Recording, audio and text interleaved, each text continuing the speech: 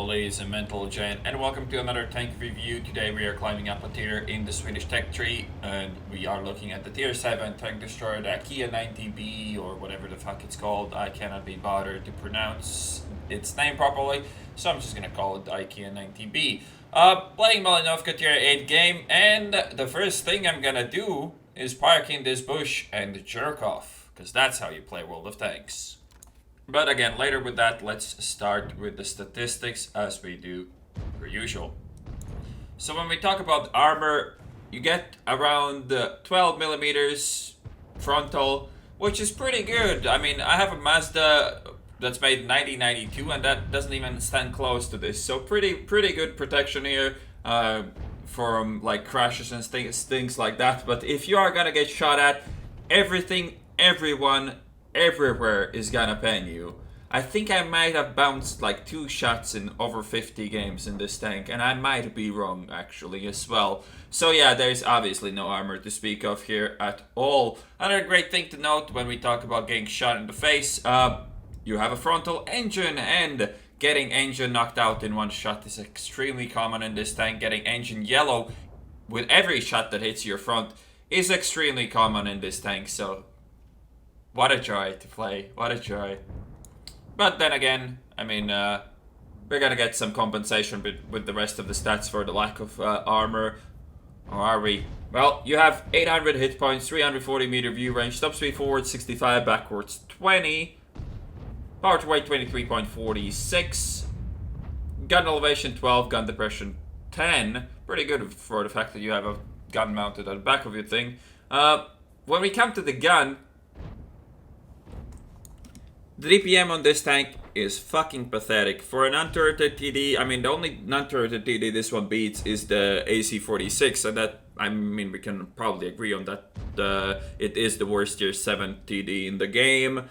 The only other TDs that this beats is the American turreted TDs, but those things have turrets, so they're not that bad. I mean, T25/2 is quite outdated and pretty terrible now, but the Scorpion Premium I think is much better than this, as you know, it has better gun stats and it has a fucking turret, which can come in quite handy.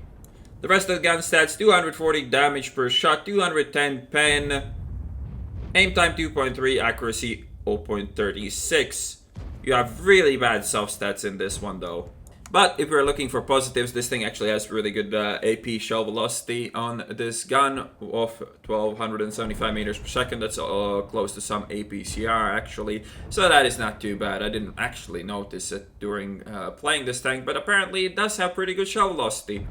Alright, so the main strength of this tank obviously is the camo. You obviously need binos on this. I don't think you need to actually run camo net on this. You will need to do that on later tanks in this tech tree. I think those are the only tanks I ever put camo net on. But the thing is that this tank, I mean, the view range at this tier is not that great for your enemies, so you don't really need camo net. I can't blame you if you want to put it over vents, but my recommendation would be rammer, binos, and vents. As I said, camo net is also, you know, it's not required, but if you want to use it, you can go and feel free to do so. So here we're looking at 2.3 second aiming time. I mean, I got lucky as fuck there, but you know, look at this aiming time. Look at this shit. It's ridiculous. For 240 alpha, I mean, I'm hitting my shots, so I probably shouldn't complain this much, but still, this aiming time fucking causes cancer, seriously. But yeah, the main strength of this tank is the camo, is the view range, which it absolutely doesn't have, but hey, put binos on something and everything has view range, so as long as you're stationary, you have good view range, you have good camo on this tank. Isn't as good as it's gonna be in next year, but for tier 7 it's really good, so you can get well, you can get away with playing it like a light tank, and with the DPM as bad as this, it often is better to just play this as a light tank and not even try to shoot your gun, because it is pretty fucking useless. But again, this is definitely not the worst tank in this tech tree, because I mean the tier 8 beats this already. I mean, that's the good thing about playing the next tank in the line before you make a review on the one before that, because with the Swedish TDs, every tank gets worse up the tiers. I think the tier 9 is the only exception to that, and I haven't gotten to tier 10 yet, but seeing how bad the tier 8 was, this is actually a pretty good tank overall.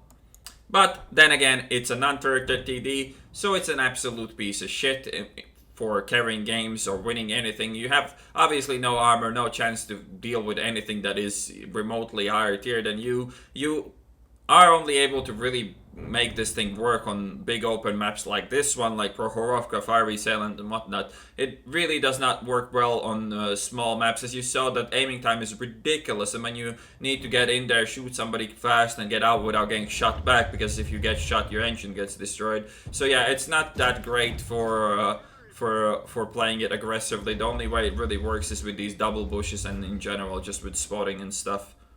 So the really annoying part in this game is that IS-6 is still in that bush. I'm pretty sure he was there literally the entire game. Nobody could fucking pen him, so that was a bit awkward for me and my team. But at the same time, I mean, we have done pretty well so far. We get lucky that the light tank of ours died, so we could take the position as the main scout on this side, which is great. And here's the expected accuracy of this gun, and now that IS-6 actually fucking spotted me, which is a bit retarded, but hey, such is a life. Now that's a bit unfortunate to get shit on by a Borsig like that. I mean, that's another thing about this tank. You don't have any fucking hit points, so you tend to die in one or two. Well, not one. Well, you do die in one shots. I mean, tier 9 TDs just one shot you all day, every day, but generally you get two shotted. Most of the time you're not gonna take more than two shots in this tank. I mean, sometimes you do, but it is very rare. And if you do take more than two shots, you get shot in the engine and you can't drive anywhere anymore. So that's a bit annoying as well. Unlike the tier 6 TD, you can't really play this aggressively where you speak held down positions. First of all, the gun depression is not that good. Your gun is at the back, so it's a much easier target for your enemies to just shit on. So yeah, this is not as great. Luckily for me though, I was getting lucky. Luckily for me, I was getting lucky. What a great sentence. Good job, me. But yeah, I hit most of my shots that were half-assed and not aimed at all, which is, of course, nice as a change here. And that IS-6 is still alive. I mean, IS-6 is not idiot-proof. You only need like 7 tanks to kill one, but it's okay. It's okay. It's balanced. No problem. But yeah, this game is good to showcase this tank. This actually wasn't an ace tanker game. I know, huge disappointment, but it's pretty much impossible to ace these tanks on the first day of, well, first week of the release of the tanks. You just get these kind of games where people just spawn on Malinovka and spot for 9k damage. That's gonna be the only ace on the entire server. So it's a bit annoying that it's almost impossible to ace these, but I did actually ace it on day 2 or day 1 on the live server because nobody actually had it yet then. So yeah, that was nice, but this game isn't the ace for sure.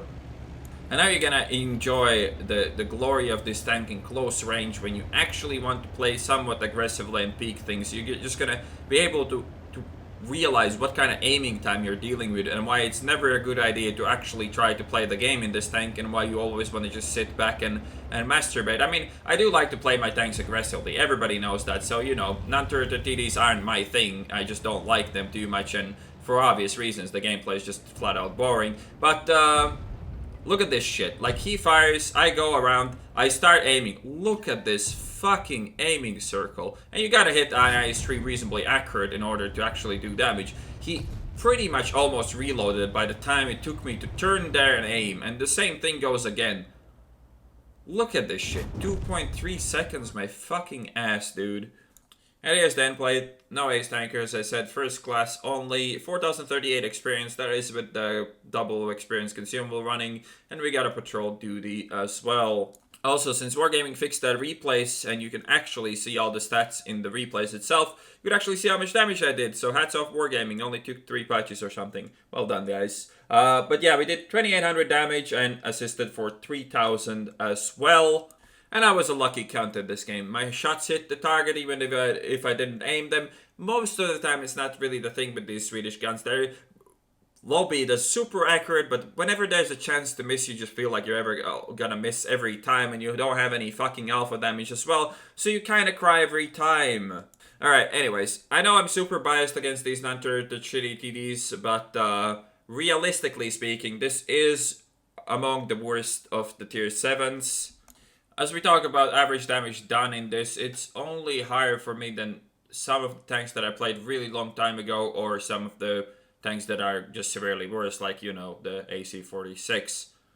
But statistically speaking, and how it felt playing it, this feels among the top 5, not even 5, top 3 worst tier 7 TDs. So yeah, I don't expect much from this. Maybe you like this kind of gameplay, but I kind of wanted to shoot myself in the head while playing this. And the good news is, it doesn't get any fucking better at tier 8. So yeah, I'll see you on the next one.